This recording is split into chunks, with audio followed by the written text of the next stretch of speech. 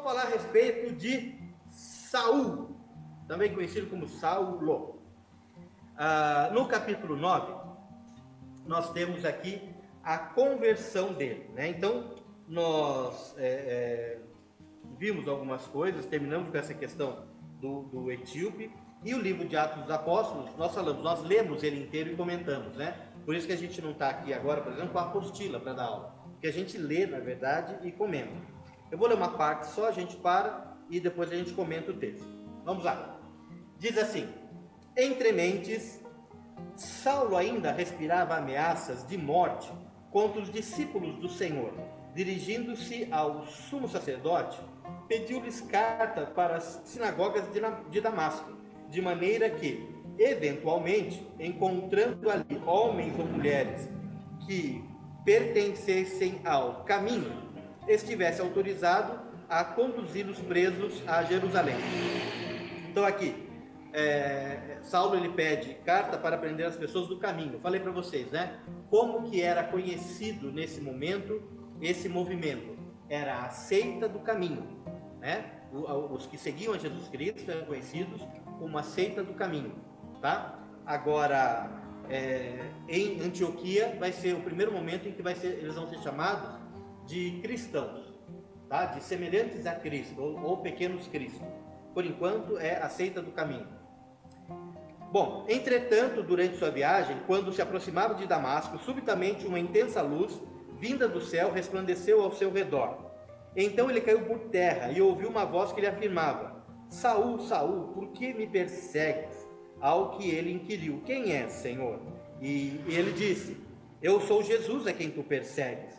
Contudo, levanta-te e entra na cidade, pois lá alguém te revelará o que deves realizar. Os homens que acompanhavam Saulo na viagem caíram emudecidos. Podiam ouvir a voz, mas a ninguém viam. Saulo ergueu-se do chão e, abrindo os olhos, não conseguia ver coisa alguma. Então, guiado pela mão, foi conduzido até Damasco. Por 3 dias esteve cego, durante os quais não comeu nem mesmo bebeu, jejuou, tá? Então, esse primeiro ponto, o que acontece aqui? Nós temos a figura de Saulo, e nós vamos ver o perfil dele daqui a pouco, o perfil de Saulo, tá? Uma pessoa impetuosa, era uma pessoa desprendida para defender a palavra do Eterno, a palavra do Senhor. Uma pessoa que defendia com tudo aquilo que ele conhecia, com tudo aquilo que ele sabia, com toda a força que ele tinha, a palavra do Senhor. E como surgiu essa tal seita do caminho, que ele não tinha a menor ideia do que era, ele só sabia que essas pessoas estavam tendo pensamentos diferentes e falando coisas diferentes do que aquilo que os sacerdotes falam, ele não pensou 2 vezes em perseguir essas pessoas. Ele era colérico. Ele era uma pessoa que, quando via alguma coisa que ele achava errado, ele ia para cima e tentava convencer a pessoa, impetuosamente, né? Uma pessoa desprendida para fazer aquilo. Muito bem, no caminho ele pediu as cartas para os sacerdotes, para ele poder prender as pessoas que fossem dessa tal seita do caminho, né? E quando ele está indo para Damasco, no caminho, uma luz do céu veio sobre ele, ele cai ao chão. Se ele estava a cavalo ou se ele estava a pé, uma certa incógnita, né? 3 vezes a gente vai ouvir falar a respeito da conversão dele nesse momento. Esta é a primeira, no livro de Atos dos Apóstolos mesmo. Ele vai contar essa história mais 2 vezes, tá? Mas ele cai no chão e ele ouve uma voz: é Saul, Saul, por que me persegues? Porque o nome de Saul é exatamente em homenagem ao primeiro rei de Israel, Saul, tá? Então, por que me persegues? E ele pergunta quem é, ele fala que é Jesus. As pessoas que estão ao lado, o texto em hebraico fala, elas ouviram, mas não ouviram. Que a palavra ouviram pode ser usada tanto para escutar, quanto para entender, tá? Então eles ouviram, mas não ouviram, ou seja, eles ouviram, mas não entenderam a palavra, o que estava sendo falado. Eles não entenderam a formação da frase. Eles não entenderam o que estava sendo falado, né?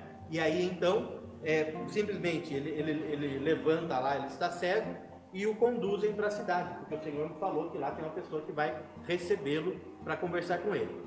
Então, nesse momento, uma pessoa improvável, uma pessoa que está contra tudo aquilo que o Senhor está fazendo, contra aquilo que a igreja está vivendo, ele vai perseguir a igreja. Ele já tinha em Jerusalém, ele já tinha feito miséria, arrancado as pessoas das casas, batido nas pessoas, colocado na prisão, visto pessoas morrerem e os filhos dessas pessoas ao lado dele, vendo pai e mãe morrerem, e ele consentindo com essas coisas, consentiu com a morte de Estevão, né? Então isso Paulo fez, tanto é que vai chegar um momento em que Paulo, ele vai estar evangelizando, as pessoas vão se converter, e aí a pessoa vai se batizar, e ele vai glorificar a Deus, e o diabo vai falar: não, você lembra aquela pessoa em Jerusalém, que também tinha aceitado a Jesus Cristo que você matou? Aí ele vai se alegrar com outra situação, o diabo fala: viu, você lembra aquela criança que chorou a morte da mãe, porque você foi lá, e você não aceitava?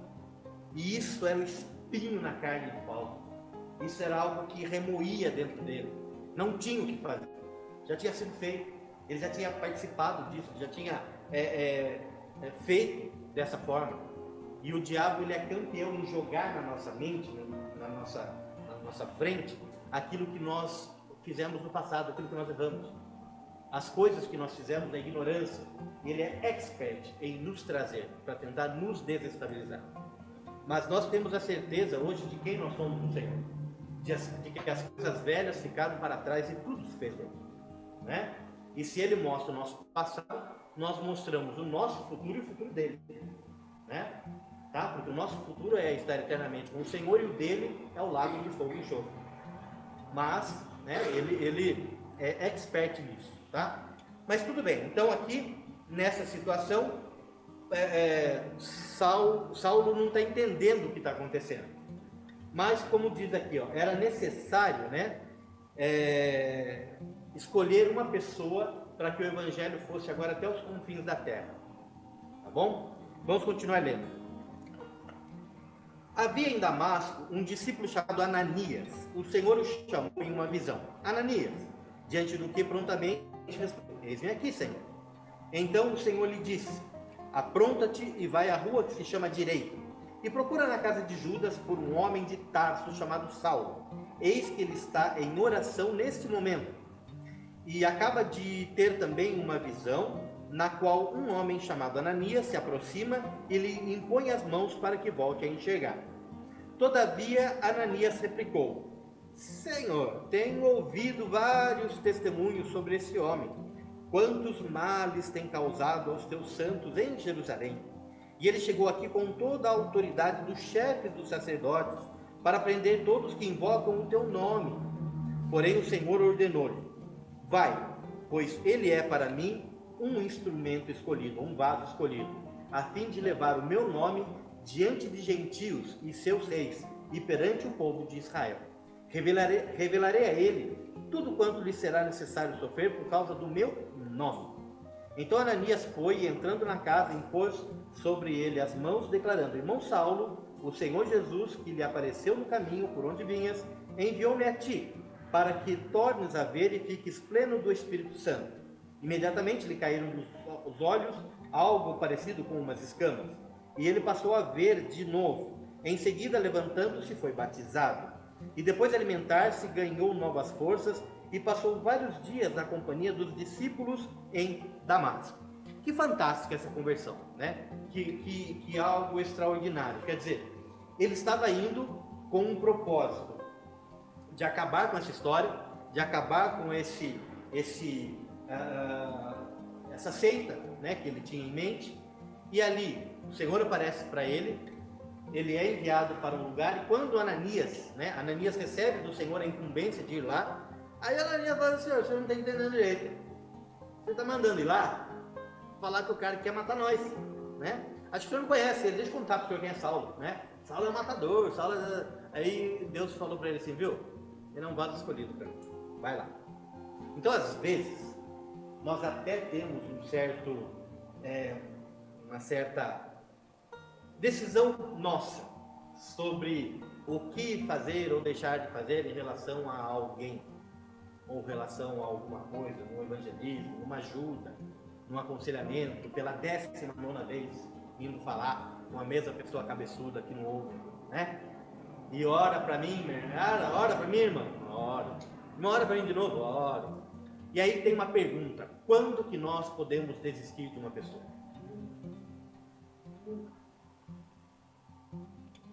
Né? Nós nunca podemos desistir de ninguém. E aí, claro, você pode pedir ajuda. Se é alguém que está constantemente ali pedindo alguma coisa para você, chega até a ser inconveniente e tal, claro, nas suas orações você coloca a pessoa, mas se a pessoa está tendo algum problema, fala: olha, o problema é específico. Aqui nós temos a assistência social para ajudar, nós temos as psicólogas para ajudar em questão de problemas de saúde, né? Aí tem outras pessoas que podem ir aconselhando também, conversando com a pessoa, dependendo do problema dela. Não carregue sozinha, não carregue sozinho o problema de alguém, mas nunca abandone ninguém. Não faça isso, né? Porque o Senhor nunca nos abandonou. E quantas vezes nós já pisamos a bola, né? Então não desista de ninguém. Mas às vezes é pesado demais para a gente, dependendo do que a gente está vivendo. Conta com ajuda, né? A igreja é grande, tem vários obreiros, tem muitas coisas aqui por fazer, muitas pessoas agindo em várias áreas para poder ajudar. Então, peça ajuda se for necessário, mas não desista de alguém, né? Ananias foi falar com o tal matador: Senhor, eu vou então, mas é assim, se alguma coisa acontecer, né? Entrega aqui o meu espírito, porque né, o cara é matador. E aí ele foi, mas ele já chega falando: ó, Jesus falou com você no caminho, mandou vir aqui impor as mãos sobre você. E aí é aquele negócio, né? Claro, era isso que aconteceu. Eu estava no caminho, fiquei cego e Jesus me mandou vir aqui porque alguém ia fazer isso. Então casa a informação, né? É interessante. Então esse impacto, essa dúvida no coração de Saulo, né? Como que isso está acontecendo? Como que quem está fazendo isso? Quem está contando para quem o que está acontecendo? É algo que ele não via em relação a simplesmente servir ao Senhor dentro da lei. Isso não acontecia dentro da lei, né? E agora estava acontecendo de uma forma extraordinária. E Saulo precisava ser impactado de uma forma extraordinária mesmo, porque ele era um homem extraordinário. E ele precisava ser impactado de uma forma extraordinária. Talvez para mim não foi necessário ser dessa forma, para as pessoas talvez não seja necessário dessa forma, talvez outras pessoas seja necessário ver uma cura, ver um milagre. E o Senhor sabe exatamente aquilo que nós precisamos, e Ele será aquilo que nós precisarmos, né? É só nós deixarmos Ele agir através das nossas vidas naquele lugar, naquele movimento, onde nós formos, naquela conversa, naquela situação, e Ele vai fazer o que a pessoa precisa para acreditar. E quem vai convencer é o Espírito Santo. Nós não vamos fazer nada, na verdade, né? E aí, tudo bem, Ananias impôs as mãos sobre Saulo, que estava jejuando há 3 dias, né? Não é que ele não comeu, não bebeu nada, porque estava triste, porque ele estava doente, estava jejuando, ele jejuou. E aí as escamas caem, ele enxerga e fica com os discípulos ali, conversando. Ele fica tentando entender o que está acontecendo, fica aprendendo o que ele precisava aprender, e ali então ele fica esse tempo naquele lugar com aqueles discípulos. Só que lembrem que ele é colérico. Então o que ele vai fazer agora? Eu aceito. Ele foi batizado, né? Ele levantou, foi batizado, provavelmente recebeu o Espírito Santo, está ali com os discípulos, está todo. O que ele vai fazer agora? Ele vai pregar agora. Antes ele ia para o lugar matar, agora ele vai para o lugar orar, ele vai pregar, ele vai fazer aquilo que ele, Deus abençoe, que ele foi separado por Deus para fazer desde pequeno. E ele vai para lá fazer isso agora. Vamos continuar lendo, né? Tudo bem até aí? Ok? Versículo 20. Logo após, Saulo começou a pregar nas sinagogas que Jesus é o Filho de Deus. Olha só, hein? Todos quantos o ouviam ficavam atônitos e indagavam: ora, não é esse o homem que em Jerusalém buscava destruir aqueles que invocam o nome? E não é ele mesmo que tinha vindo aqui com a finalidade de detê-los e levá-los à presença dos principais sacerdotes? Apesar disso, Saulo se fortalecia cada vez mais e deixava perplexos os judeus que viviam em Damasco ao comprovar que Jesus era mesmo o Messias. Então, havendo passado muito tempo, os judeus se reuniram e decidiram matá-lo. Entretanto, as informações sobre a cilada que estava sendo tramada chegou aos seus ouvidos. Dia e noite, os judeus espreitavam as portas da cidade na expectativa de assassiná-lo. Porém, os discípulos de Saulo, entenderam? Já tinha discípulos, né? Os discípulos de Saulo o conduziram na calada da noite e o ajudaram a descer dentro de um cesto através de uma fissura que havia na muralha da cidade. Então vamos lá. Aí ele, eu aceito, como que eu não vou aceitar Jesus Cristo depois de tudo que aconteceu? E aí ele começou a falar, ele ia falar do testemunho dele para as pessoas. E as pessoas ficavam maravilhadas. E dentro do conhecimento, a gente vai ver daqui a pouco, dentro do conhecimento que ele tinha, ele falava, ele é o Messias mesmo, Jesus era o Messias. É o Messias que está todo mundo esperando ainda, ele já veio. E ele começava a pregar. Os judeus não convertidos começaram a olhar para aquilo que Paulo estava fazendo e começaram a ficar preocupados e falar, viu, mas ele veio aqui para acabar com eles, e agora ele é um deles. Então vamos matá-lo. Os judeus não convertidos, né? E aí, olha o que acontece. Aquilo que ele fazia com as pessoas acabou acontecendo com ele. Ele teve que fugir de noite por um cestinho. A gente não sabe se as pessoas que estavam indo com ele para Damasco, quando ele se converteu, né, quando ele teve a visão, se esses também se converteram ou não, mas aqui fala dos discípulos dele, quer sejam esses, que agora convertidos, quer sejam outros convertidos por esse testemunho que ele está dando. Então, é assim, tá certo que Paulo ele tinha conhecimento do judaísmo, ele tinha conhecimento daquilo que era a promessa, o Messias, mas agora ele tem um certo conhecimento a respeito de Jesus, o que Jesus fez na vida dele, e isso já é suficiente para impactar as pessoas. Diga, Guilherme. Quando fala que ele saiu como escândalo dos olhos dele, foi ele até o entendimento de que ele foi situado como os melhores da época do que ele seguia. Será que a cegueira, na verdade, foi a cegueira espiritual dele? Porque ele conhecia, ele sabia que haveria de vir para ele, né? Quando ele havia, mas quando ele voltou a enxergar, ele viu que na verdade era Jesus mesmo. Então, tirou aquela visão lógica dele e colocou espiritual. Isso, a cegueira provavelmente foi a forma como o Senhor disse para ele que ele era cego, espiritualmente. Porque Saulo, ele é escolhido agora para ser um sacerdote. Então é o seguinte, todo apóstolo é um sacerdote, tá?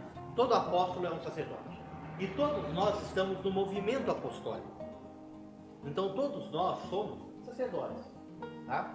Isso é matéria de quinta-feira, não de hoje, mas só para dizer o seguinte, lá em Levítico capítulo 21, versículo 17, Moisés ele fala a respeito das necessidades para ser um sacerdote. E o sacerdote não podia ter defeito físico nenhum. E entre os defeitos físicos ele fala tanto uma velida no olho, uma verruga, alguma coisa que atrapalhe, quanto cegueira.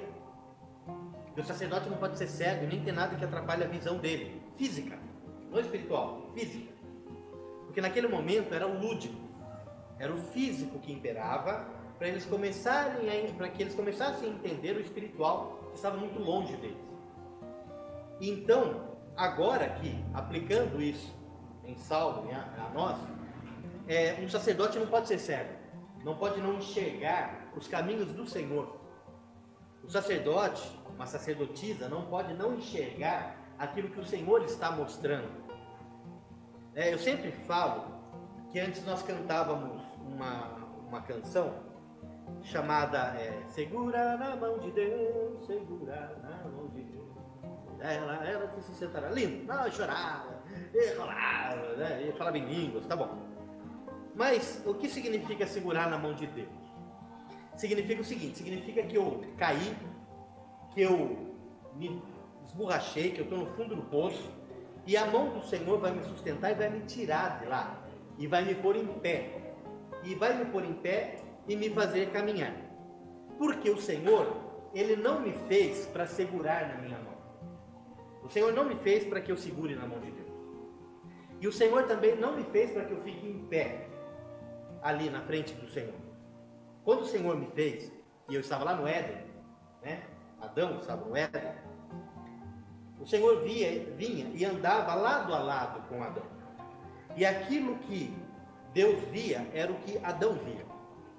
As coisas que Deus enxergava eram as coisas que Adão enxergava. Nós fomos feitos para olhar as coisas segundo a ótica de Deus, da forma como Deus enxerga. Perdemos isso quando pecamos lá no Éden. E herdamos isso, essa consequência no corpo corruptível, com as nossas limitações. Mas o plano de Deus nunca mudou. E o plano de Deus sempre foi e sempre será que nós possamos ver cada situação como o Senhor vê a situação. A gente tem que enxergar as coisas como o Senhor enxerga. Por isso que a gente sempre tem que ter aquela pergunta na cabeça. Você está numa situação, alguém está falando alguma coisa para você, você nem sabe onde vai terminar a conversa que a pessoa está falando, ela está pedindo aconselhamento. Na sua cabeça você traz ali o Espírito Santo pedindo ajuda e você questiona: Senhor, o que é que Jesus faria no meu lugar? É isso. A pergunta que não pode sair da nossa mente em tudo que a gente fizer: o que é que Jesus faria agora? Manifestou um capeta aqui. O que é que Jesus faria agora? Vai embora. Toma aqui. Então, a forma como Jesus agiria é a forma como nós temos que agir. Porque nós nos chamamos cristãos. Eu estou me intitulando o continuador do ministério de Cristo. O continuador da missão do Messias. Então eu tenho que continuar fazendo o que ele fazia. Né? E isso começa por enxergar o que ele enxerga. E é exatamente isso, escama nos olhos, cegueira espiritual, era exatamente aquilo que, com toda a bagagem que Saulo tinha, ele ainda não via. E também nunca ninguém tinha falado para ele. Agora já fala. Agora o próprio Cristo falou para ele. A gente vai ver que ele vai para a Arábia, vai ficar uns 3 anos na Arábia, o Senhor Jesus vai ficar ministrando para ele 3 anos.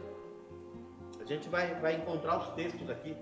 Então, ele vai aprender e vai conciliar tudo aquilo que ele aprendeu, crescendo aos pés de um dos grandes mestres da história judaica, Gamaliel. Tá? Diga, garoto. Mas aqui ele fala que, não sei como é que ele ficou cego 3 dias. Então, quer dizer que não está falando espiritual. Não, isso é lúdico. É isso que eu falei para o Guilherme. Essa questão. De verdade, fisicamente. É um lúdico. E ele jejuou esses 3 dias. E ele entendeu a cegueira qual era. Entendeu? Ele poderia ter ficado manco. Se ele caiu do cavalo, poderia ter quebrado a canela. Né? Mas não. A questão para que ele entendesse. Olha, você se acha o cara. E lá em Filipenses ele fala isso. Você se acha o cara. E eu vou falar, você é pobre, cego e nu. A Bíblia fala isso, né? Então, a gente vai chegar nesse ponto aí. Tudo bem? Ok? Perguntas? Vamos lá. 26. Assim que chegou a Jerusalém, procurou reunir-se aos discípulos de lá. Voltou para Jerusalém, né? Contudo, todos estavam assustados e com medo dele, pois não conseguiam acreditar que Saulo fosse um verdadeiro discípulo, porque lá em Damasco, eles tinham ouvido falar do que Saulo fez, e Saulo não fez nada lá. Mas quando ele volta para Jerusalém, as pessoas tinham visto o que ele tinha feito, e não acreditavam, né? Mas Barnabé, tomando-o consigo, o levou aos apóstolos e lhes narrou como no caminho Saulo vira o Senhor e lhe falara, e como em Damasco ele havia pregado em o nome de Jesus com poder e coragem. E assim Saulo permaneceu com eles e caminhava com liberdade em Jerusalém, proclamando com toda ousadia o nome do Senhor. Pregava e argumentava com os judeus de fala grega. Contudo, esses procuravam um meio para matá-lo, tirar-lhe a vida. Havendo, porém, essas informações chegado ao conhecimento dos irmãos, conduziram-no até Cesareia e o enviaram para Tarso. Ele teve que fugir, né? Como o povo fugiu de Jerusalém quando ele estava perseguindo. Assim a igreja passava por um tempo de paz em toda a Judéia, Galiléia e Samaria, sendo edificada e vivendo no temor do Senhor. E por meio da coragem proporcionada pelo Espírito Santo, a igreja crescia dia a dia em número. Bom, então vamos lá. como havia essa questão, né, de Saulo, perdão, ele ser esse perseguidor. Então é o seguinte, agora Saulo vai visitar uma sinagoga. Aí o pessoal, Saulo vai visitar a sinagoga? Saulo vai visitar a sinagoga, vamos embora, vamos fugir daqui. Porque ele vai matar a gente, né? Porque a gente não sabe qual é a dele. Porque antes ele perseguia. Mas disseram que ele se converteu agora. E se não se converteu? Eu não quero pagar para ver. E aí ficava esse negócio, será que converteu? Será que não converteu? Será que converteu? Será que não converteu? Uns queriam matá-lo. E aí o que acontece? Barnabé pega ele e leva ele para outro lugar e fica com ele lá, tá? Vamos ver um pouco mais detalhes sobre isso, né? Então, primeiro aí, por que Deus escolheu Saulo? Primeiro, por causa do próprio judaísmo, né? Então, por causa do próprio judaísmo, porque ele conhecia os costumes judaicos e os 12 discípulos, 13, né?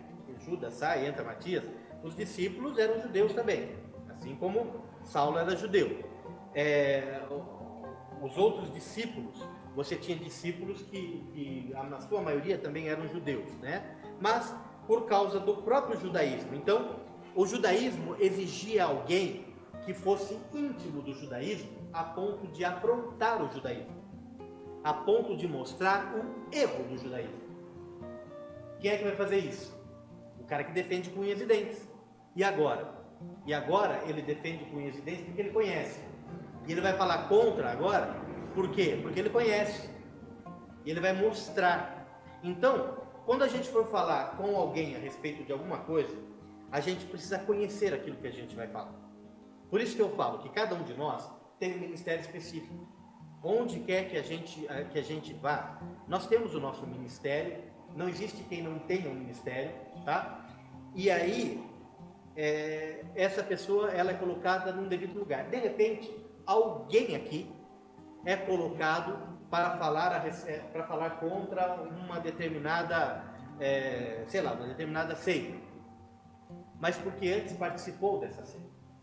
Ou alguém é levado a falar contra a evolução, porque antes foi formado em relação à evolução. Nós temos o exemplo do Eric. O Eric, ele era líder de jovens, né? Ele é biólogo e ele aprendeu e se formou em relação ao evolucionismo, em relação à evolução. E aí quando ele se converteu, ele fez 2 anos de academia bíblica e ele virou um pregador da palavra, contestando tudo aquilo que ele conhecia da evolução. Então, se alguém precisasse conversar a respeito disso, precisasse bater de frente, teria que ser com ele, porque ele conhecia bem isso. Agora, não adianta uma pessoa que não conhece ir lá e falar por quê? Porque foi Deus que fez. Por quê? Porque foi Ele que falou. Por quê? Porque está na Bíblia. Hoje em dia, esse tipo de resposta não serve mais. Eu vou falar para vocês, quando eu era pequeno, até servia. Não pode beber. Por quê? Porque é pecado. Por quê? Porque Deus falou que é pecado. Se é pecado, eu não bebo. Hoje, os adolescentes, você fala para eles, não pode beber. Aí eles falam, por quê? Porque é pecado. Daí eles falam, por que é pecado? Porque está na Bíblia. Está na Bíblia, mas Jesus bebia. Mas Paulo fala para as mulheres idosas beberem menos vinho, para ficarem mais sóbrias. Como que não pode beber? E aí a gente tem que contestar e explicar. Hoje não adianta falar que é pecado mais. Isso passou. Porque a internet, ela está dando muita informação. Não é que as crianças leem a Bíblia e acham esses versículos. É que os caras que contestam a Bíblia jogam essas informações para as crianças. E as crianças captam isso. E aí você fala que é pecado e para ela vai e bebe e tá bom. Vem aqui, participa de um culto maravilhoso, participa aí dos jovens, do 119, sai com os amigos e bebe. Por quê? Porque alguém na internet falou que Jesus bebia e porque as mulheres também bebiam e aí pode beber. E daí? E daí você tem que explicar o mal que isso faz, a troca em relação ao domínio do álcool ou do Espírito Santo em relação à sua mente, em relação à vida, aquilo que era o vinho que o Senhor bebia, que não era fermentado, que era o suco de uva, mas a bebida comum da época era sim um vinho fermentado, que se bebia, né? Mas também, dá uma colher de... Paulo fala para Timóteo, toma uma colher de vinho por causa do teu estômago. Mas era vinho, porque o vinho alcoólico, ele potencializa as ervas medicinais, porque o remédio era fitoterápico na época, era ervas, as ervas, e potencializava aquilo para a cura do estômago. De repente era um boldo do Chile, sei lá o que é. É que não tinha Chile naquela época, né? Era um boldo de algum lugar. E aí, toma junto lá, faz o remédio, porque é bom para o estômago.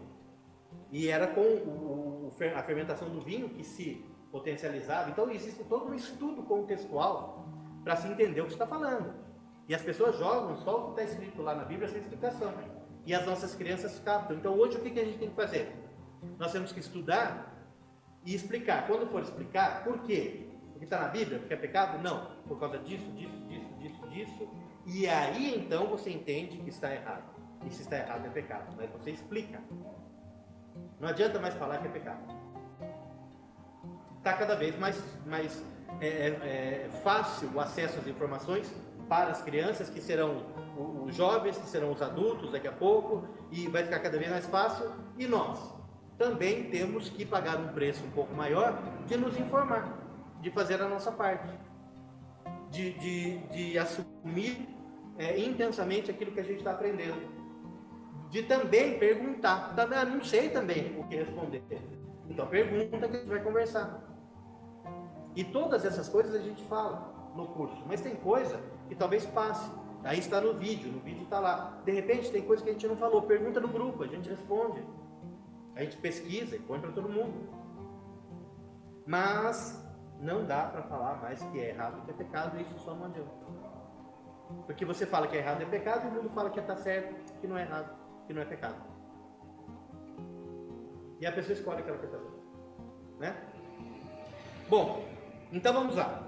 Voltando, por causa do judaísmo, né? Porque ele conhecia os costumes judaicos, porque ele tinha cultura, tinha posição, tinha liderança, era uma pessoa conhecida no judaísmo, era uma pessoa importante no judaísmo, era uma pessoa que tinha influência no judaísmo, tá? Ele tinha acesso às autoridades. Então, em relação àquilo que o judaísmo precisava de alguém para bater de frente, Saulo tinha competência para isso.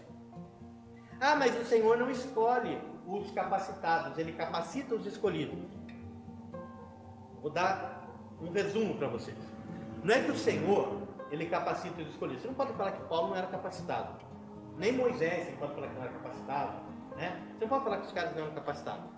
Mas uma coisa Deus faz, ele desqualifica a pessoa. E desqualificar é diferente de incapacitar.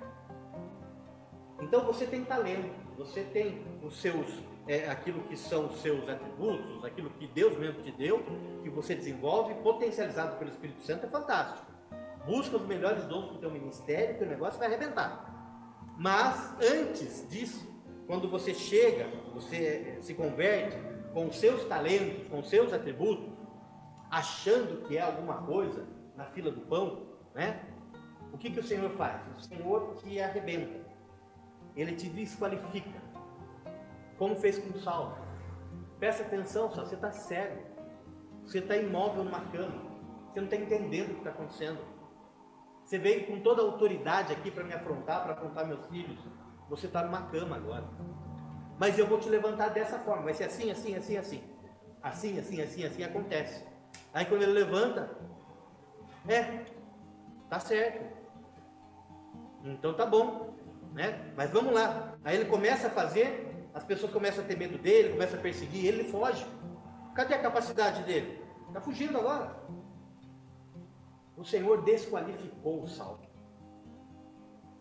para que aquilo que ele tinha, e a gente vai ver aqui, isso fosse potencializado pelo Espírito Santo e ele pudesse usar. O que nós temos que parte de nós, uma atitude pessoal, não é nada diante de Deus. E tem uma frase do Arthur Katz, ele é uma pessoa que fala sobre a igreja apostólica. Ele fala assim: a coisa que mais atrapalha o mover de Deus é quando eu decido fazer alguma coisa para Deus. Isso é o que atrapalha o ministério. Quando eu decido fazer alguma coisa para Deus, eu atrapalho o ministério. Mas quando Deus me chama e eu ouço, o negócio decola. Não somos nós. Nós só somos instrumentos com as nossas capacidades, mas com o fluir de Deus através de nós. Aí sim. Porque se eu fizer aquilo que eu acho que eu posso fazer, que eu devo fazer, eu estou atrapalhando em qualquer lugar. Ok? Tudo bem? Vocês estão felizes? Vocês estão bem? Não estou brigando não, nem pregando, a gente está conversando, tá bom? Pastor bonzinho, né? Pastor bonzinho, tá bom? Vamos aqui. Bom, agora por causa dos gentios. Saulo tinha visão do mundo, ele era um cidadão romano, ele conhecia um pouco da vida grega. Então vamos lá. O que acontece? Ele nasceu numa cidade chamada Tarso, e essa cidade, ela era uma cidade de domínio romano por ser um ponto estratégico militar. E como um ponto estratégico militar, uma cidade romana, todas as pessoas que nasciam naquele lugar, ou que já estavam naquele lugar adultas, quando Roma dominou aquele lugar, todas as pessoas passaram a adquirir cidadania romana. Eles têm então a cidadania nativa deles e também a cidadania romana, ok? Então é o caso que acontece com Saulo. Ele é judeu, mas por Tarso ser essa cidade onde ele nasceu, ele também tem cidadania romana. Então ele tem acesso a muitos lugares onde a maioria dos judeus não tem, né? E aí essa é uma questão. Bom, comentei com vocês, a conversão é narrada pelo menos 3 vezes, a gente vai ver aqui. Ele se converteu mais ou menos no ano 35 depois de Cristo. Em Gálatas 1,17, essas informações todas aqui do slide estão na apostila, tá?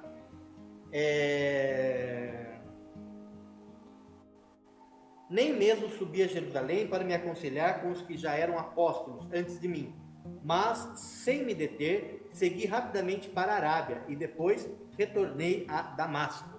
Então ele fugiu para a Arábia.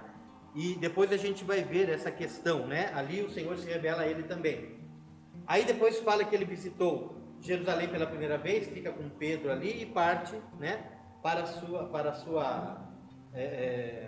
Não, ele fica com Pedro e vai para Antioquia. Antioquia vai ser a base missionária de Paulo, tá? Ele foi discipulado por Barnabé. Barnabé, ele aparece pouquíssimas vezes na Bíblia, no Novo Testamento. Mas Barnabé, ele vai fazer 2 coisas. Ele vai ser o discipulador de Saulo. Então Saulo cresce aos pés de Gamaliel. Muito bem.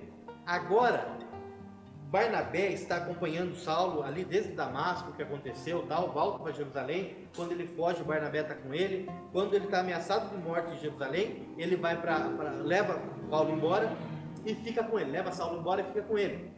E ele vai discipular Saulo. E Saulo simplesmente vai fazer, no mínimo, 3 grandes viagens missionárias, onde o evangelho vai se espalhar ali pelo sudeste, né, e sul da Europa. Ele também, Saulo vai escrever 13 epístolas, e tudo isso é fruto do discipulado de Barnabé com ele. Vai chegar na segunda viagem, eles vão brigar feio. E aí, Saulo vai pegar João Marcos e vai discipular João Marcos. E João Marcos só vai escrever o primeiro dos evangelhos, o evangelho de Marcos. E porque Marcos escreveu o primeiro evangelho, outros 3 também escreveram seus evangelhos.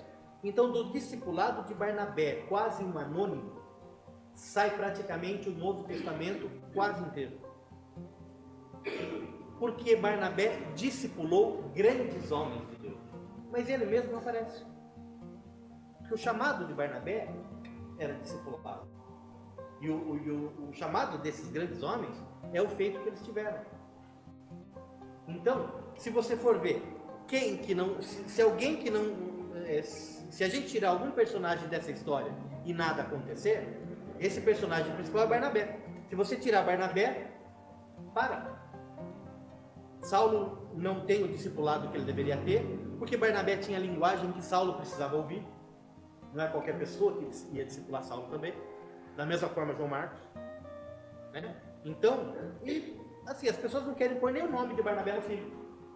Conselho, se você tiver um filho, põe o nome Barnabé, né? Não é muito legal o nome Barnabé, né? Mas, viu, é uma pessoa fantástica, né? Tá bom? Bom, põe na sua filha, Barnabéia, né? Muito bem. Autor. Oi. Diga. Teve uma briga foi de Saulo com Barnabé, né? Isso, de sair, rolar no chão e dar murro no outro. Foi dia de fato mesmo. Dia de fato. Por quê? Porque Saulo era colérico, né? Colérico, tá? Como é que a gente sabe que foi em vez de fato? Porque quando você pega o texto no original grego, a palavra usada para o que aconteceu é uma palavra forte, é uma palavra de uma discussão intensa, de briga, entendeu? Não é de bate-boca. Ah, sua mãe não é homem, não é isso não. O negócio é de chegar junto mesmo, né? Bom, então ao todo, Saulo ficou mais ou menos. Tem gente que fala que foi 10 anos, tem gente que fala que foi 17 anos, né? Eu gosto de pensar que Saulo ficou 14 anos sendo discipulado. Veja bem, ele cresce aos pés do mestre Gamaliel, um mestre da lei judaica. Fantástico. E o nível, aquilo que Saulo sabe a respeito do judaísmo, ele não vai aprender com Barnabé. Ele aprendeu com Gamaliel. Mas aí o entendimento real daquilo, ele tem agora com Barnabé, né? Eu gosto de pensar que Paulo ele ficou 14 anos sendo discipulado, porque são 2 ciclos sabáticos. São 2 ciclos de anos sabáticos, né? A cada 7 anos é um ano sabático. Você trabalha 6 anos cultivando a terra, no 7º ano você não pode fazer nada. E o Senhor te dá tudo aquilo que você precisa, é um ano sabático. É igual o sábado, né? O Shabá, no 7º dia. Você trabalha 6, descansa 1. Também tinha um ano sabático. Você trabalha 6 anos e 1 você descansa e não faz nada. E nada vai te faltar. Pergunte que judeu que conseguiu não fazer nada no 7º ano. Quem conseguiu ficar sem, né? Dá uma ajudinha pro Senhor, né? Dá umas vaquinhas aí, né? Trocar as vaquinhas por um alimento aí, né? Então, né, essa dependência foi complicadíssima. Mas 2 ciclos sabáticos. E aí quando inicia um 3º ciclo, é quando ele parte para suas viagens, né? Isso é só o que eu gosto de imaginar. Bom, vamos lá. Perfil do apóstolo Paulo. Então ele nasceu em Tarso, na Sicília, como nós falamos. Lá em Atos 21:39, vai dizer a importância que tem essa cidade. Recebeu o nome de Saulo por causa do rei Saul. A palavra Saul significa grande, tá? Saul foi escolhido porque ele era mais alto, dos ombros para cima, mais alto que a população. Ele era imponente, né? Então Saul, primeiro rei de Israel. E Saul era da tribo de Benjamim. E Saulo também era descendente da tribo de Benjamim. E como tal, quando ele nasceu, deram a ele o nome do grande rei Saul, do primeiro rei de Israel, Saul, tá? Grande. Então, Saulo significa grande, tá? Seu pai era um cidadão, né, romano, né, por causa da cidade lá. Só que olha só, ele também foi chamado aí de Paulo, como um cognome latino, que significa pequeno, ou por ter um som semelhante ao nome de Saulo, Saulo Paulo, mas vai ser Paulo agora, e Paulo significa pequeno. Olha só, o nome desde o nascimento dele, grande. Aí ele se converte ao Senhor com todo o conhecimento dele, o Senhor o desqualifica.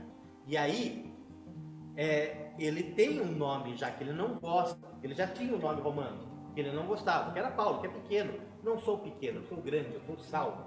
Eu sou Saulo. Vai chegar uma hora que ele vai se deparar com os soldados romanos. Os soldados romanos batem nele, os soldados romanos o aprisionam. E aí, quando ele vê que não tem saída, ele apela para o nome romano dele. Ele fala, mas eu sou romano, meu nome é Paulo. Aí ele se declara, eu sou pequeno, né? Se humilhando ali. Mas quando ele faz isso, os soldados tremem, porque os soldados não podem bater no cidadão romano. E aí ele usa desse nome pequeno. Ou seja, eu não gosto desse nome. Foi um nome que me deram lá onde eu nasci, nem sei porquê. Agora eu sei porquê. Para usá-lo em nome do Senhor. Porque o Senhor é grande, não eu. Olha que fantástico, né? Bom, e a última referência do nome dele como Saulo vai ser em Atos 13:9, nessa situação aí que a gente vai ver depois, né? Bom, vamos dar uma olhada em Filipenses 3. A Epístola aos Filipenses a carta aos Filipenses, uma carta que Paulo escreve agradecendo a oferta que os filipenses mandaram para ele, porque ele estava na prisão, né? E aqui ele está acorrentado a um soldado romano, um soldado pretoriano, né? E ele está ali prestes a ser enviado diante de Nero, para que Nero mande matá-lo. E é fantástica essa carta, porque ele chega uma hora que ele fala assim: eu não sei se eu quero morrer ou não, porque para mim eu ia para Jesus, isso é minha glória, mas vocês precisam de mim, eu acho que eu vou continuar vivo. E ele continua. Quando ele fala isso, por amor de vocês, eu quero continuar vivo. Então ele continua vivo. Mas ele está aqui acorrentado a um soldado romano e prestes a comparecer perante Nero, para que Nero mande decapitá-lo, mande matá-lo. E essa é conhecida como a Epístola da Alegria. Mais de 17 vezes ele fala alegrai-vos do Senhor, novamente fala alegrai-vos. O cara está prestes a morrer, está com seus 60 e tantos anos de idade, para aquela época uma pessoa velha, talvez com mal de Parkinson, numa situação totalmente ruim, falando alegrai-vos do Senhor, né? E aqui, ele está escrevendo para os filipenses, chega aqui nessa hora, ele fala sobre ele, né? No capítulo 3.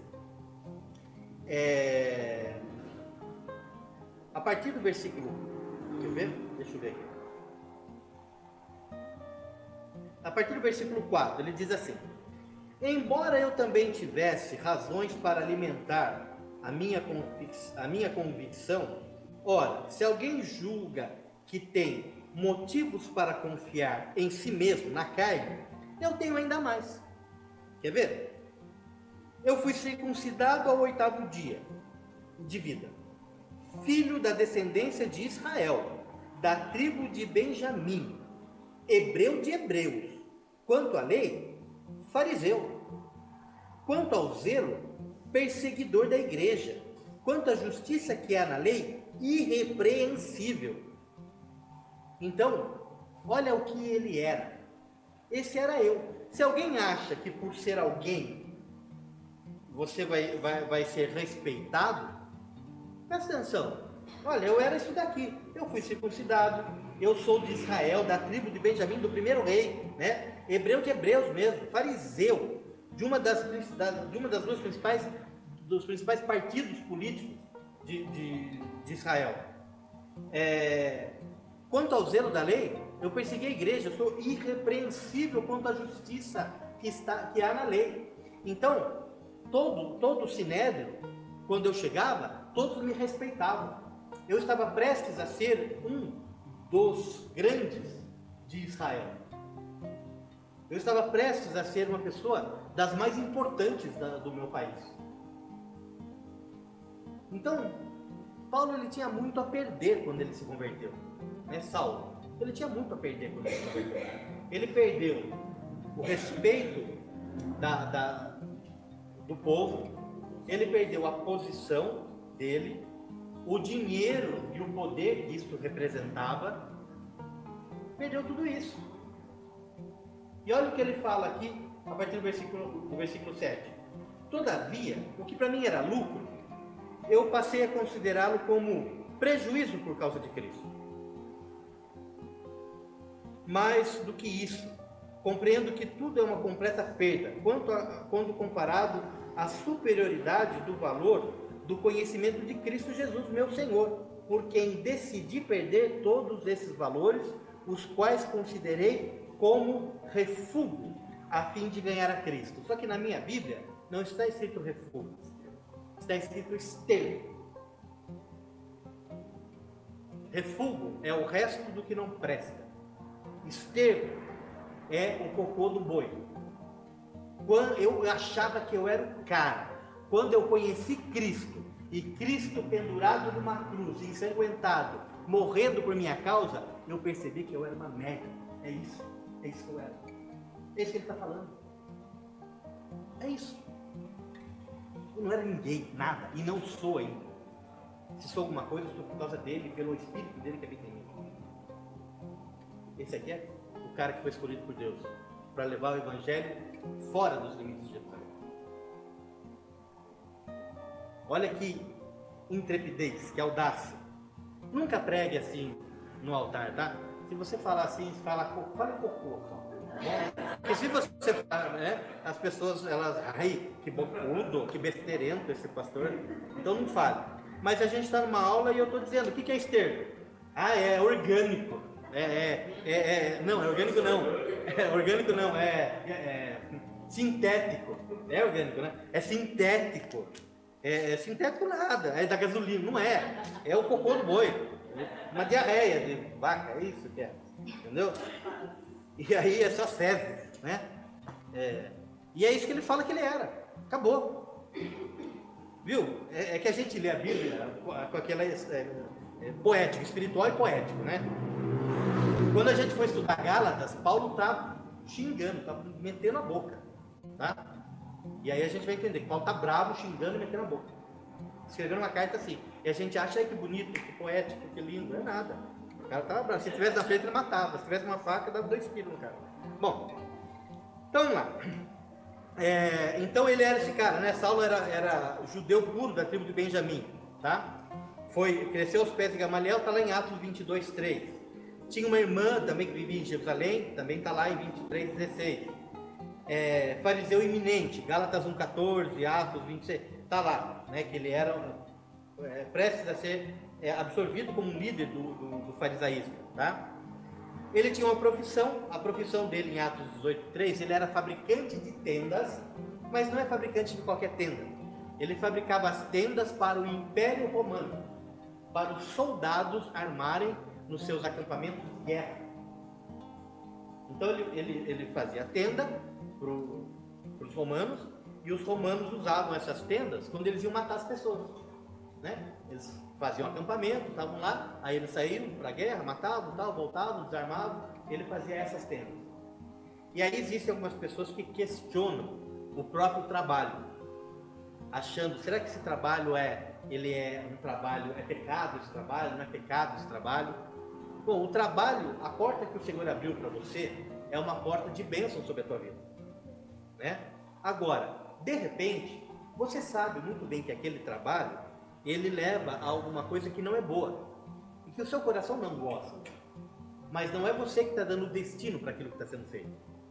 Então você trabalha numa fábrica que faz garrafas, e essas garrafas serão destinadas a encher de água ardente de cana, de açúcar, conhecido como cachaça, né? Cachaça mata cascavel, vai ver se é fraco. E aí, o que acontece? Não é culpa sua.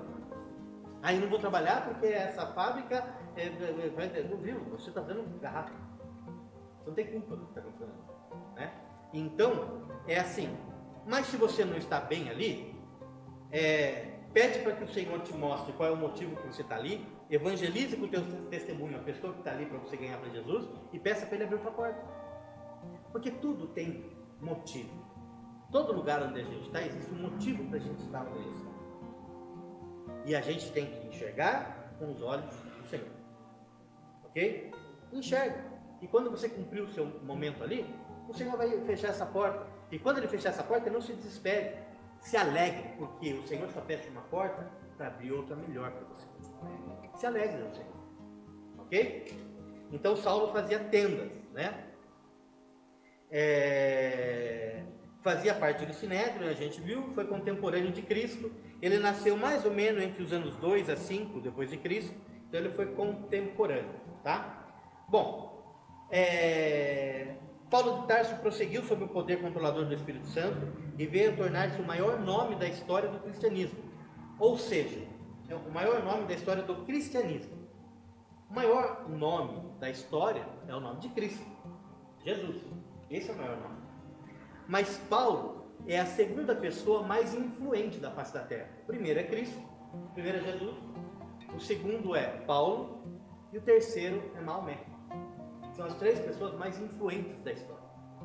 Infelizmente Maomé, né, não tem nada a ver com Cristo.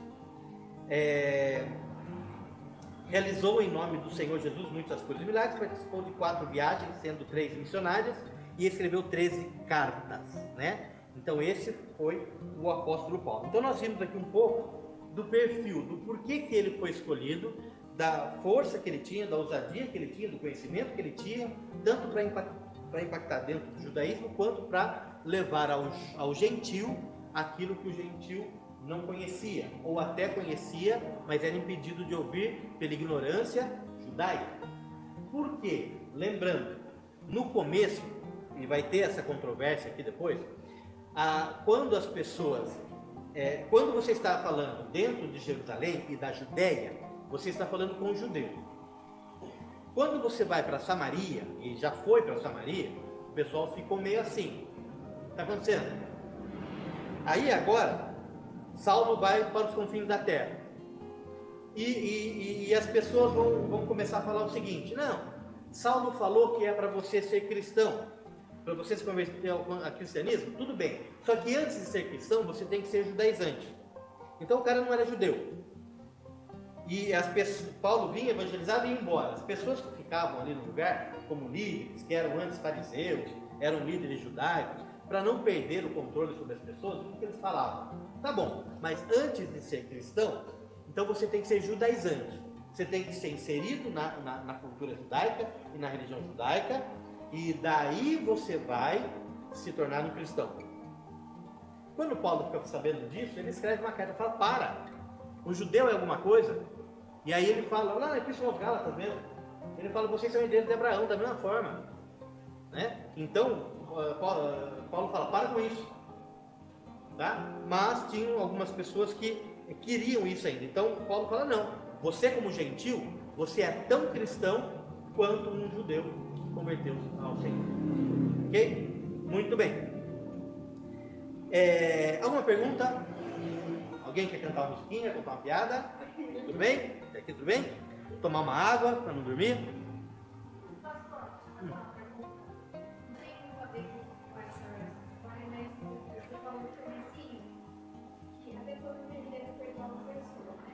Até quando você deve não é perdoar uma pessoa, é quando você deve desistir de uma pessoa. A pergunta foi: quando você pode desistir de uma pessoa? Não é até quando acreditar, porque acreditar talvez a gente nunca acredite. Então, eu queria fazer essa pergunta. Você acha que Jesus, quando ele falou 70 vezes 7? Por dia. Falou por dia?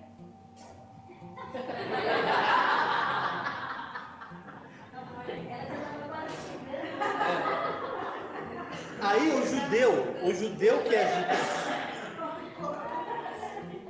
para você ver a ignorância, 70 vezes 7, 490. O judeu que era judeu, com a mente cauterizada na lei, Deus abençoe, com a mente cauterizada na lei, ele andava contando até 490 no dia. Se no dia alguém, pela 491ª vez, pedisse perdão, ele ia falar não. Porque, mas na verdade, quando ele fala 70 vezes 7, ele está falando, viu, não tem limite. Por quê? Por que não tem limite? Porque quando você limita a quantidade de vezes que você deve perdoar alguém, ou a quantidade de vezes de chance que aquela pessoa já teve, você limita o valor do sangue escorrendo na cruz. Então esse sangue aqui não pode tudo. Esse sangue pode até aqui só. Só que o que o Senhor Jesus fala quando apareceu aos discípulos? Todo o poder me foi dado no céu e na terra. Todo o poder. Todo. Não é limitado. Então não existe limite. Agora, como que um movimento ilimitado consegue agir dentro de mim que sou limitado? Porque assim, a ação do perdão e da salvação, ela vai acontecer através do movimento da igreja. Cristo fez o sacrifício, Cristo já fez a obra, e essa obra já foi consumada. Todo o poder lhe foi dado. E nós somos a igreja que tem a mensagem, né, e a força de todo esse poder. Só que ela é composta por homens que são limitados. Só tem uma forma de nós passarmos esse poder, de transferirmos o poder dessa palavra, o poder desse sacrifício, é nós estarmos na dependência plena do Espírito Santo. Porque senão, nós excomungamos alguém da igreja. E aí chega algum infeliz que faz lá uma regra de excomungar alguém da igreja. Que a pessoa pecou dessa forma, então a pessoa agora vai ser excomungada. Ou então a pessoa errou, ela vai ser chamada na frente agora, os anciãos vão explicar o que aconteceu, e essa pessoa ela vai estar na igreja, mas ninguém conversa com ela agora, não é isso? A partir de agora ninguém conversa com ela.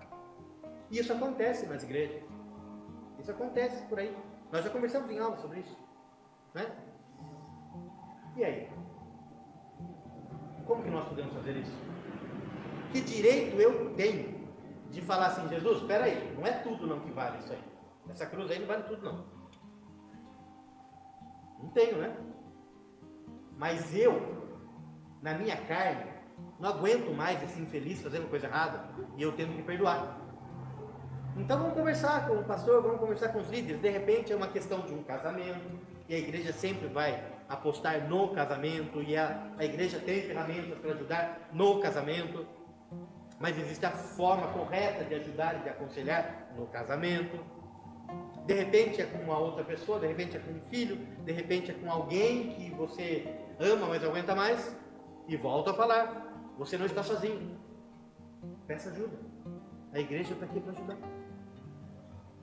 No mínimo a gente vai chorar junto com você, mas a gente consegue, porque aquele sangue vale mais do que um choro, e a gente consegue, o Senhor nos dá a resposta.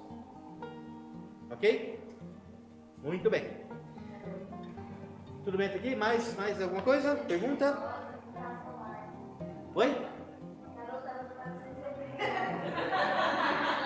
É, quase, né? Ai, o Juan não me escapa. Não é. Coitado, o Juan quietinho lá. Muito bem. Continuamos agora no versículo 31.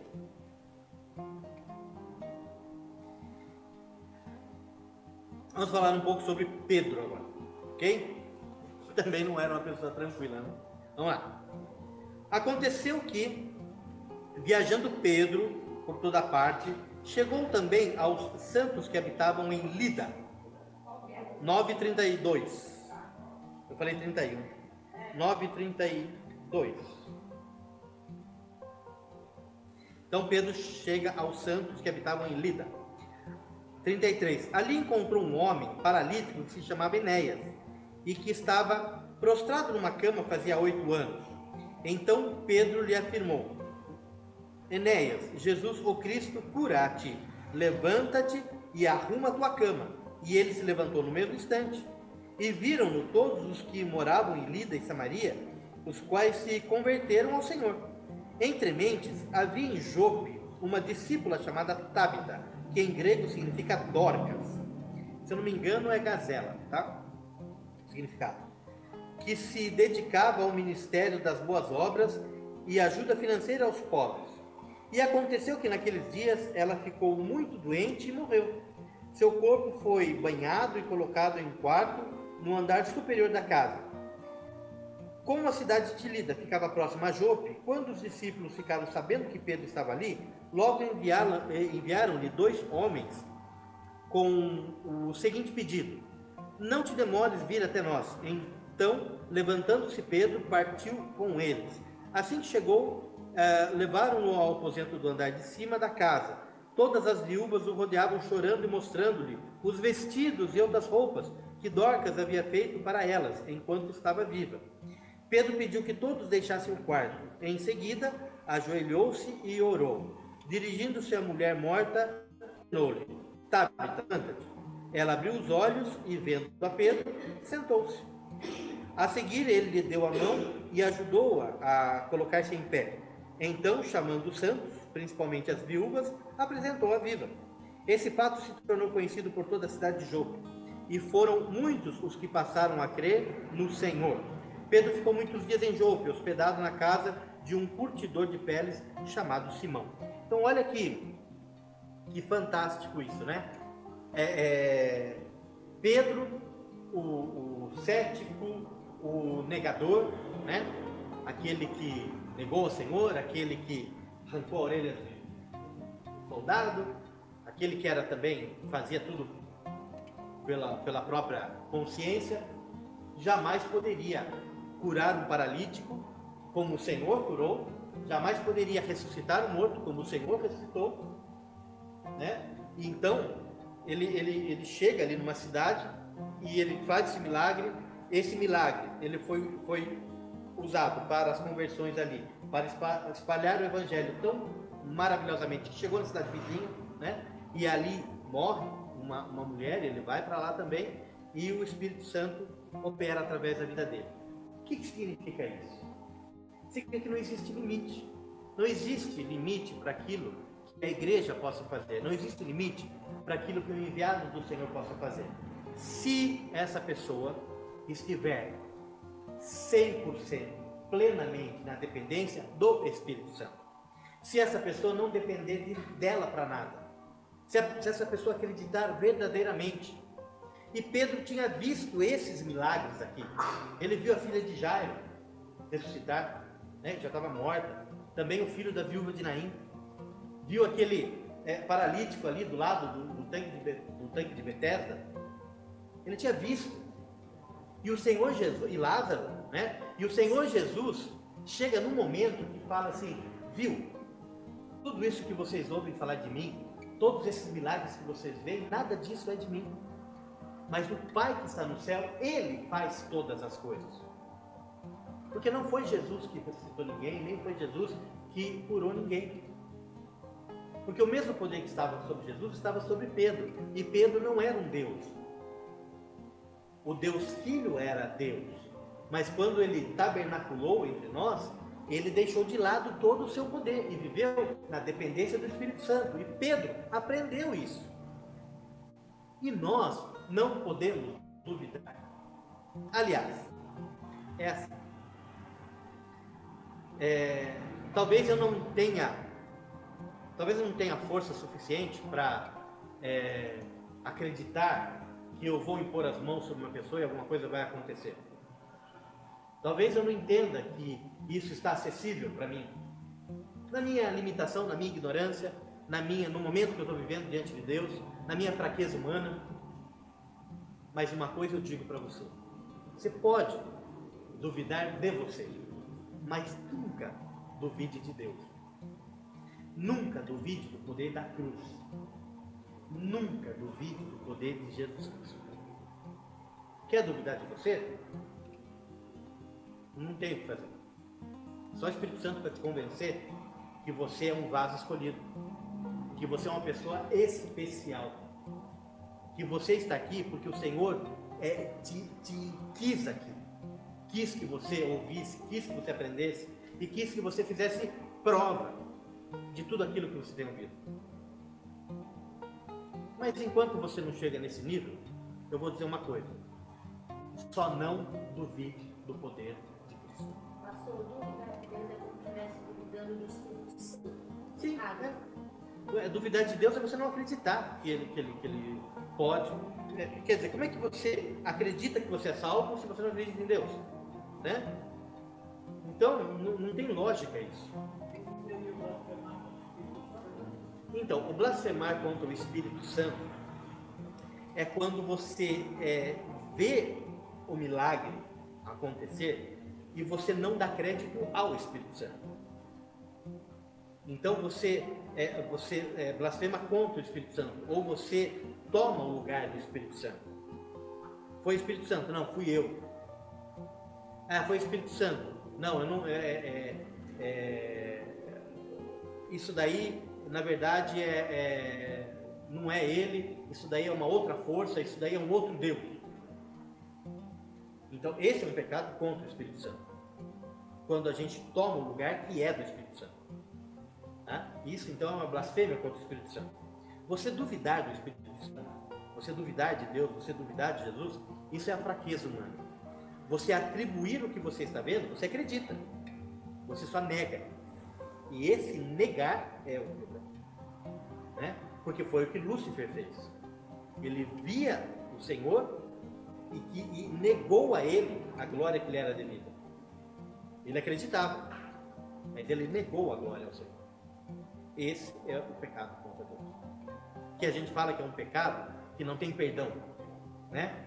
Não tem perdão. E aí eu vou dizer para vocês uma coisa, vou investir um tempinho nisso, porque é importante. Eu falo isso muitas vezes. Eu tive a oportunidade de conversar com alguns jovens, né? Foram 2 em momentos próximos, que acreditavam que eles não tinham mais perdão diante de Deus, que eles tinham pecado contra o Espírito Santo. Porque eles tinham pecado, eles tinham aceitado Jesus Cristo como seu Senhor e Salvador, tinham sido batizados, tinham recebido o batismo do Espírito Santo e tinham pecado novamente. E aí, quando eles pecaram novamente, eles acreditavam, por aquilo que se falava, que esse era o pecado contra o Espírito Santo e não tinha mais perdão. Porque se a gente pega Hebreus, capítulo 6, 4, Hebreus 6, 4 diz assim: ora, é impossível para aqueles que uma vez foram iluminados, experimentaram o dom celestial e tornaram-se participantes do Espírito Santo e provaram os benefícios da palavra de Deus e os poderes da era que há de vir, mas apostataram da fé. Sim, é impossível que tais pessoas sejam reconduzidas ao arrependimento, tendo em vista que contra si mesmas estão crucificando outra vez o Filho de Deus e zombando publicamente dele. Então vocês falam, é impossível que essas pessoas sejam reconduzidas ao arrependimento. Em outras versões está escrito, é impossível que essa pessoa nasça de novo, tá? Aí você pega esse texto e esses jovens, eles achavam que eles não tinham mais perdão e que o destino deles era o inferno. E um deles ficou tão mal que estava internado no hospital psiquiátrico. Ficou lá um tempo. E quando ele saiu, eu pude conversar com ele. Puxa, faz tempo que você não vem na igreja, tá? O que está acontecendo? Ele me contou essa história. Ele falou que estava internado no hospital psiquiátrico porque ele não aguentava saber que ele não tinha mais perdão. E foi o dia que ele foi na igreja. E ele assim, eu não aguento saber que eu não tenho mais perdão. E eu falei, olha, tanto para esse quanto para o outro, na mesma situação, eu falei a mesma coisa. Eu falei, olha, deixa eu explicar uma coisa para você.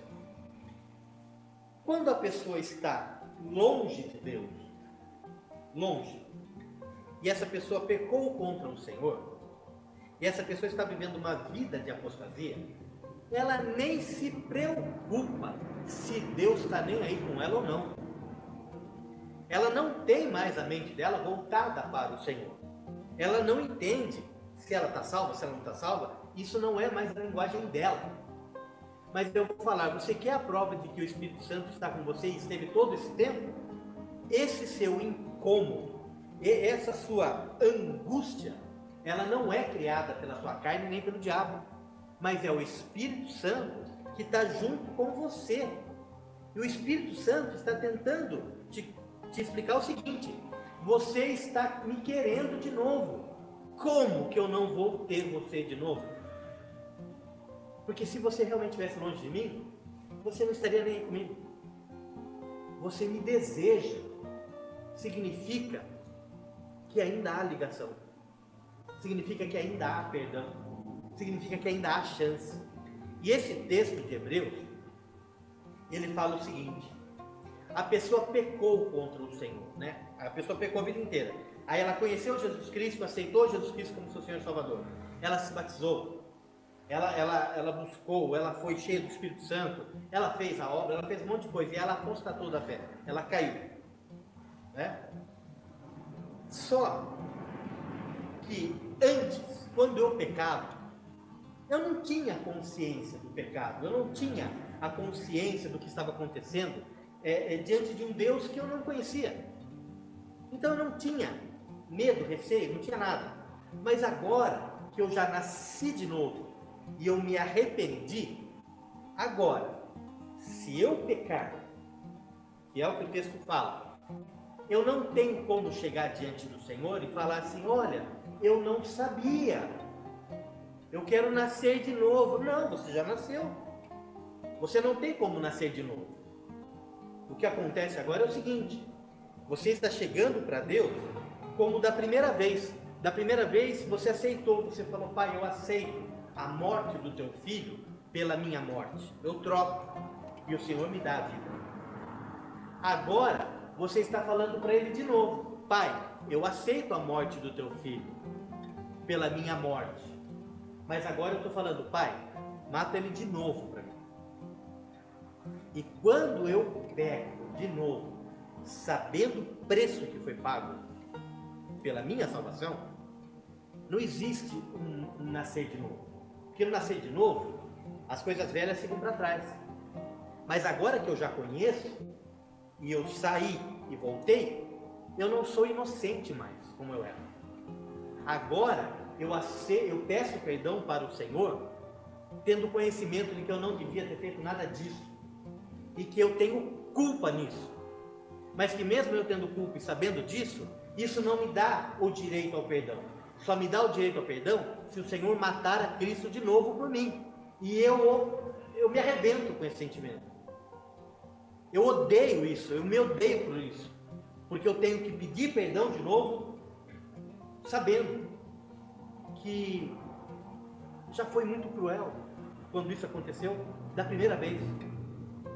E agora a morte de Cristo vai valer uma segunda vez por mim. E se eu continuar reincidente no meu pecado, cada vez que eu pedir perdão, eu vou chegar para o Senhor: mata seu filho de novo para mim, mata seu filho de novo para mim, mata seu filho de novo para mim. Que vida é essa? Se eu tenho consciência disso, eu preciso de ajuda, eu preciso parar, porque isso está me enlouquecendo. Se eu não tenho consciência, significa que eu estou apostatando e indo embora mesmo, e não estou mais ligando para isso. Mas o que o autor aos Hebreus fala é o seguinte: da primeira vez você era inocente, agora você está pedindo para fazer aquilo que ninguém deveria pedir para fazer. Então, quando a gente vai tomar ceia, a primeira coisa que a gente tem que fazer é pedir perdão para o Senhor pela necessidade da morte dele. Mas a segunda coisa é agradecê-lo pela morte dele, e sem a morte dele eu não teria chance. Mas em todo momento eu preciso tentar me apresentar diante dele em santidade. Essa é a minha cumplicidade com a cruz. É eu me apresentar diante dele em santidade. É assim: terminei a ceia, participei da ceia agora, já tenho que me preparar para tomar a próxima, entendendo que eu não pequei nesse período. E a próxima, entendendo que eu não pequei, entendendo que eu não pequei. Mas peraí, a Bíblia fala que nós pecamos todos os dias. E daí? E daí que agora, depois que eu me converti, o pecado não é mais aquele pecado que eu planejo, que eu gostava, que eu organizava para fazer. Esse pecado não faz parte da minha vida mais. O pecado do dia a dia é aquele deslize, aquele descuido, porque eu ainda sou colérico, eu ainda não cheguei lá onde eu preciso chegar, porque o Senhor ainda está me desqualificando, está pisando, está me arrastando, e eu ainda estou no processo. E aí, sem querer, eu levo uma fechada no trânsito. Ah, sua mãe está bem? Ai, Senhor, me perdoa. Você vai pedir perdão para ele, não para mim, né? Ai, meu Deus, me perdoa. E aí, você vai comer alguma coisa, né? A comida está fria. Fala: ah, mulher, que é? Deus abençoe. Tá uma delícia. Tá uma delícia. E a gente vai ter que aprender a ser gente, né? E a gente vai tendo que trabalhar isso dentro de nós. E o Espírito Santo vai trabalhando isso dentro de nós. Porque diariamente tem esses pecados pequenininhos que em nada diferem em problema dos grandes pecados. O pecadinho ou o pecadão todos matam. Porque o salário do pecadinho ou do pecadão é a morte, né? Agora a diferença é que os pecadões eu já crucifiquei na cruz. E os pecadinhos? Os pecadinhos eu tenho que me policiar para não cometê-los. E se cometê-los, imediatamente, a primeira coisa que eu tenho que fazer: estou no trabalho, vou para o banheiro, vou para algum lugar, o Senhor me perdoa, tal. Vai, se acerta com a pessoa, fica de boa, tá? Não carregue por minutos, por horas, por dias um erro. Não faça isso. Você já sabe o preço que foi pago na cruz pelo perdão dele, desse pecado. Ok? Vocês estão bem? Amém. Amém? Amém? É isso? Oi. Ele usa uma palavra santo, né? Não igual, não foi o mesmo, eles não são santos. Quem são santos? Eles não são mesmo, não. Santo é todo aquele que aceitou Jesus Cristo como seu Senhor e Salvador. Esses são os santos, né? São as pessoas que aceitaram a Jesus Cristo como seu Senhor e Salvador, porque a palavra santo significa separado. Lá em Levítico, o Senhor fala várias vezes: diga ao povo de Israel que seja santo, porque eu, o Senhor, Deus deles, o teu Deus, eu sou santo. Então a palavra santo é separado. Quando a gente aceita Jesus Cristo como Senhor e Salvador, nós temos que entender que nós somos santos agora. E o santo não compactua com o pecado. E é tudo isso que a gente estava falando agora aqui, né? Então agora nós somos santos, né? Você pode cumprimentar o irmão e falar: irmão, né? E chamá-lo de santo, né? Não, São Marcelo. São Marcelo, está aqui, né? Santa Tânia, está aqui, né? Ela, Santa Carô, né? São Mané, olha só, é isso. São Hermes, São Marcelo, outro Marcelo, São Marcelo, São Marcelito, aí. Então, é isso, né? São os santos, tá? O santo é isso, é ser separado pelo Senhor para morar com Ele na glória, tá? Agora, de repente você possa pensar: mas é muita pretensão da minha parte? Não, não é muita, é toda a pretensão. Se eu não tiver essa pretensão, qual é a esperança que eu tenho na face dessa terra? Essa é a esperança que eu tenho. Então eu tenho que viver dessa forma. É claro que eu, dentro de mim, eu sei: eu não sou santo, gente, eu não sou santo. E aí você está desqualificado da forma como o Senhor quer. Da forma como o Senhor quer. Por exemplo, Moisés, ele foi criado como príncipe. Aos 40 anos, sendo príncipe, ele quis defender lá sua família, matou um egípcio, né? E aí depois, no dia seguinte, numa discussão com os da tribo dele, lá, do povo dele, ele foge. Então, um príncipe, ele foi criado para ser um faraó. O faraó é um deus sobre a terra. Moisés foi criado para ser um deus. Aí o Senhor, depois de 40 anos, o leva para o outro lado, para o deserto, para apacentar ovelhas. Imagina um deus, um faraó, apacentando ovelhas. Isso é a coisa mais improvável que existe. Não tem como imaginar isso. Um faraó, um deus, apacentando ovelhas por 40 anos. Mas Deus já sabia que depois desses 40 anos apacentando ovelhas, Moisés não ia apacentar mais ovelhas, mas ia apacentar um povo rebelde durante o deserto por mais 40 anos. Então o Senhor começou aí a desqualificar Moisés. Moisés qualificado, um Deus na terra. 40 anos, Moisés ouvindo choro de ovelha, berro de ovelha, sentindo fedor de ovelha, né? E conduzindo as ovelhas, perseguindo as ovelhas e trazendo as ovelhas, essas ovelhas não param, né? Aí quando ele se depara com uma sarcinha pegando fogo, que não se consumia, o Senhor fala: viu, tira a sandália dos seus pés, porque o lugar que você está é santo. O que você acha que é? Né? E aí fala: ó, meu povo está reclamando lá, você vai lá e vai salvar o meu povo. Eu escolhi você para fazer isso. O que ele faz? O que esse Deus faz? Ele fala assim: Senhor, quem sou eu para ele? Quando Moisés fala isso, perfeito, desqualificado. Mas ainda tinha todas as competências que ele tinha aprendido, que ele tinha crescido, que ele tinha vivido, de ser um grande líder, um grande homem. Mas quando Deus fala com ele, ele fala: Senhor, quem sou eu para que o Senhor me envie? O Senhor o desqualificou durante 40 anos. Saulo foi desqualificado, né? E aí sim, nós, como santos, pessoas separadas, quando nós olhamos para nós pensamos assim, como Paulo fala: como miserável homem que eu sou, desqualificado. Mas, assim como Paulo agiu no poder do Espírito Santo, assim como Moisés passou os últimos 40 anos da vida dele descobrindo o que Deus faz através da vida daquele que não é ninguém, eu e você experimentamos o poder de um Deus sobre a nossa vida, que nos faz ser mais do que vencedores a cada dia, com o poder do Espírito Santo sobre as nossas vidas. No mínimo, a gente chega no final de um dia arrebentado, tendo ouvido coisas que a gente não queria, tendo feito coisas que a gente não queria, perdido coisas que a gente não queria, que nós não queríamos. Mas a gente chega em casa, toma um banho, dobra o joelho e fala com o Senhor e agradece pelo dia. E não tem nada mais poderoso do que isso para que o dia seguinte seja vitorioso. Esses somos nós, desqualificados, mas capacitados ao extremo pelo Espírito Santo. Amém? Vocês estão bem? Vocês estão olhando assim? Vocês estão bem, né? Então tá bom, vamos lá. Muito bem, então nós estamos aqui com Pedro e vimos essa forma maravilhosa, né?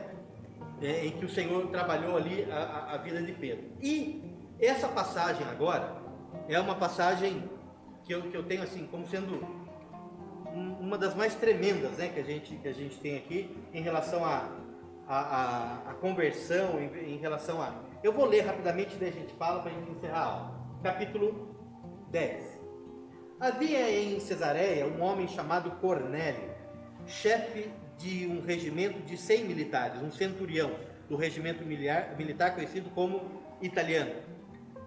Esse homem era piedoso e temente a Deus, assim como toda a sua família. Ele era generoso em ajudas financeiras aos pobres e buscava continuamente a Deus em oração. Acontece que ele era um gentil, ele não era um judeu. Ele era uma pessoa poderosa, tinha 100 soldados sob o comando dele. E ele era uma pessoa generosa, ajudava os pobres e ele buscava ao Deus eterno dos judeus.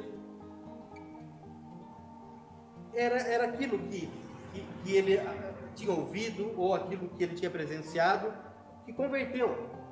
Quando a gente assiste filmes, colocam essa pessoa vendo a crucificação, né? Colocam Cornélio ali vendo a crucificação, eles tentam achar um momento em que Cornélio se converteu. Mas aqui, de fato, não, a Bíblia aqui não traz para a gente. Acontece que ele era temente a Deus, né? Um gentil temente a Deus. Certo dia, por volta das 3 horas da tarde, ele recebeu uma visão. De forma clara, viu um anjo de Deus que aproximando dele, o chamou pelo nome. Cornélio, estarrecido e com os olhos fitos no anjo, indagou: o que é, Senhor? Ao que o anjo lhe comunica: 2 orações e esmolas aos necessitados subiram como oferta memorial à presença de Deus. Agora envia alguns homens a Jope e manda chamar Simão, também conhecido pelo segundo nome, Pedro. Ele está hospedado com Simão, o curtidor de couro, cuja casa fica à beira-mar. Assim que o anjo lhe falava, se retirou, chamou 2 dos seus servos e um soldado piedoso dentre todos que estavam a seu serviço. E compartilhando com eles tudo quanto havia se passado, os enviou a Jope. No dia seguinte, por volta do meio-dia, Pedro subiu ao terraço da casa para orar. Enquanto isso, os homens vinham pelo caminho e já estavam próximos de Jope. Então, sentindo muita fome, desejou comer. Entretanto, enquanto a refeição estava sendo preparada, de repente sobreveio-lhe um estado de completo êxtase. Então, viu o céu aberto e algo parecido com um grande lençol que vinha descendo em direção à terra, amarrado pelas 4 pontas, contendo toda a espécie de quadrúpedes, bem como de animais que rastejavam sobre a terra e aves do céu. E em seguida uma voz lhe ordenou: levanta-te, Pedro, sacrifica e come. Porém, Pedro replicou: de maneira alguma, Senhor, porquanto jamais comi alguma coisa profana ou impura. Contudo, a voz insistiu pela segunda vez: não consideres impuro o que Deus purificou. Esse diálogo ocorreu por 3 vezes e logo em seguida o lençol foi elevado novamente para o céu. Enquanto Pedro, perplexo, meditava sobre o significado da visão que acabara de ter, eis que aqueles homens, enviados por Cornélio, havendo especulado por Simão, chegaram à porta da sua casa. Então, chamando, indagaram se ali estava hospedado Simão, também chamado Pedro. Pedro ainda refletia sobre a visão quando o Espírito lhe ordenou: Simão, eis que estão à porta os homens que te procuram. Prepara-te, portanto, desce e não tenhas receio de ir com eles, pois eu os enviei a ti. Pedro desceu e declarou aos homens: aqui me tendes, sou o homem a quem procurais. Qual é o motivo da vossa vinda? Então o homem lhe comunicou: eis que viemos da parte do centurião Cornélio, homem justo e temente a Deus, e que tem bom testemunho perante todo o povo judeu. Um santo anjo lhe ordenou que o mandasse chamar-te à sua casa, a fim de que ele possa ouvir o que tens a dizer. Diante disso, Pedro os convidou a entrar, os hospedou. No dia seguinte, aprontou-se e partiu com eles. Também alguns irmãos dos que habitavam em Jope seguiram em sua companhia. Um dia depois chegaram a Cesareia e Cornélio os esperava, havendo reunido seus parentes e amigos mais chegados. Aconteceu que, quando Pedro ia caminhando para dentro da casa, Cornélio saiu ao seu encontro e, prostrando-se a seus pés, o reverenciou. Pedro, no entanto, imediatamente o fez aprumar-se, ponderando-lhe: levanta-te, pois sou tão humano quanto tu és. Então, conversando com ele, Pedro entrou na casa e encontrou ali reunidas muitas pessoas, e lhes explicou: vós bem sabeis que é contra a nossa lei um judeu associar-se a qualquer gentil, nem mesmo por uma breve visita. Contudo, Deus revelou-me que a nenhuma pessoa devo considerar imunda. Por essa razão, assim que fui procurado, vim sem qualquer objeção. Agora, pois, vos indago, por qual motivo me mandaste chamar? Ao que Cornélio lhe declarou: faz hoje, contou aquilo que tinha acontecido, né? Tá? E no versículo 34, diante disso, Pedro começou a compartilhar: agora sim, percebo verdadeiramente que Deus não trata as pessoas com qualquer tipo de parcialidade, ou não faz acepção de pessoas. Antes, porém, de todas as nacionalidades, recebe todo aquele que o teme e pratica a justiça. Essa é a palavra que Deus mandou aos filhos de Israel, anunciando-lhes o evangelho da paz por intermédio de Jesus Cristo. Este, portanto, é o Senhor de todos. Essa palavra vós muito bem conheceis. Foi proclamada por toda a Judéia, e começando pela Galiléia, depois do batismo pregado por João. E aí ele continua falando. Ele continua falando a respeito de Jesus Cristo, né?